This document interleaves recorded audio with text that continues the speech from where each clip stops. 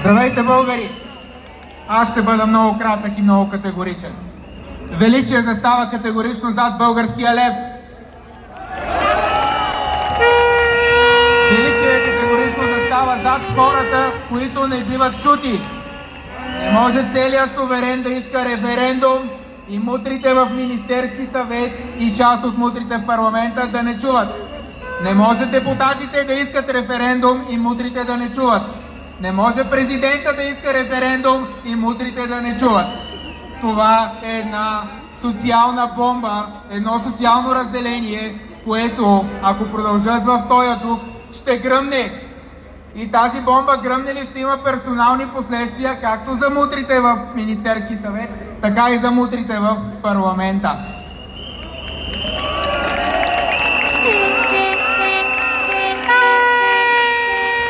Някога Николай Хайтов каза: изгубим ли България, губим всичко.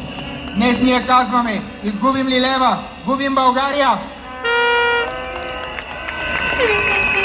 Разпишете се на подписката и нека изискаме Европейския парламент да провери дали данните, които българското правителство изпрати, са истина. Дали ние наистина сме най-богатата държава в Европа и дали наистина сме с най-малката инфлация. И нека на 4-ти наистина бъдем 2 пъти повече и блокираме този парламент. Оставка! Оставка! Оставка! Оставка! Оставка! Оставка! Оставка!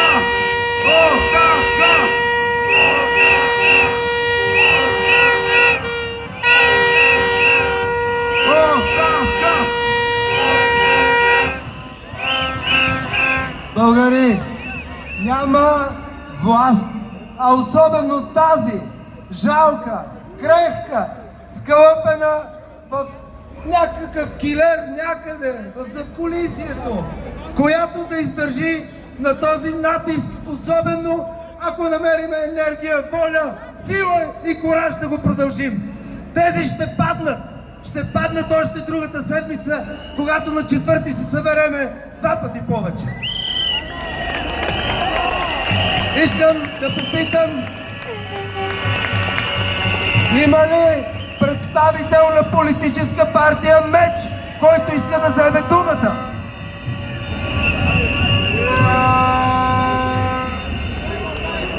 Сега ще поканя Александър Сиди, съпредседател на ВМРО. ВМРО също са с нас от първия ден. Благодаря ви. Благодаря ви, войводи! Здравейте, българи!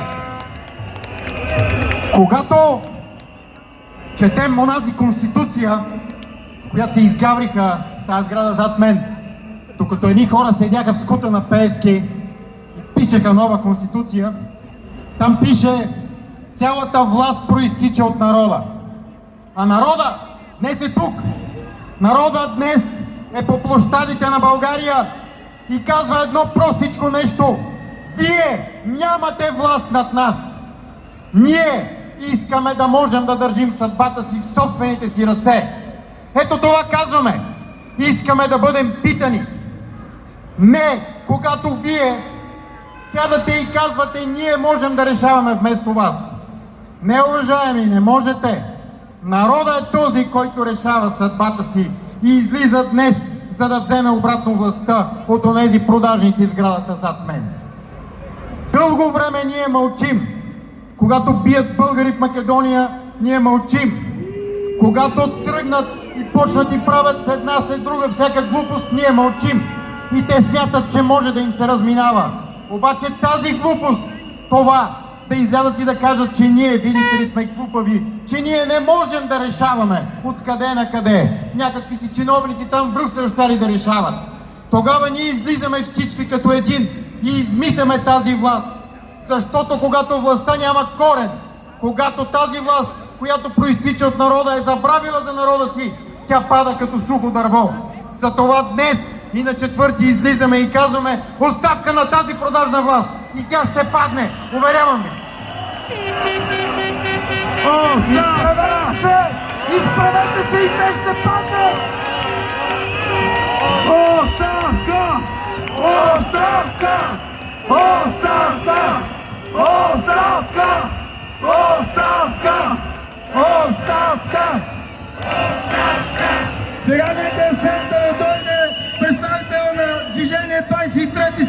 българи, истински млади социалисти, нека те уния фалшивите на нас в фритюрника, където търкат тук банките в парламента, на Борисов и Пеевски подлогите, убийците на българския лев.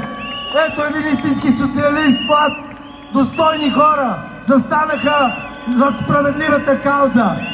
Не там, където дават заплати и порциони. Благодаря ти, благодаря ви. Здравейте, българи! Кой има интерес от еврото? Само най-богатите и най-привилегированите. България не е колония. Няма да се стишаваме повече. Пътя само съпротива. Всички заедно. Против Страсбург. Против западните империалисти. Да живее България, не е еврото! Да живее българската работническа класа! Да живее българския народ! Всички заедно да игри! Не е еврото! Благодаря ти, благодаря ти. И последно, преди да тръгнем, да се поразходим в този хубав ден малко из София. Да видим какво е положението. Има ли още софиянци? Има ли други българи, които да искат да се присъединят? Ще дам думата на Симеон Славчев, политическа партия МИР, която също подкрепи начинанието. След изказването на господин Славчев отиваме малко да се поразходим из София.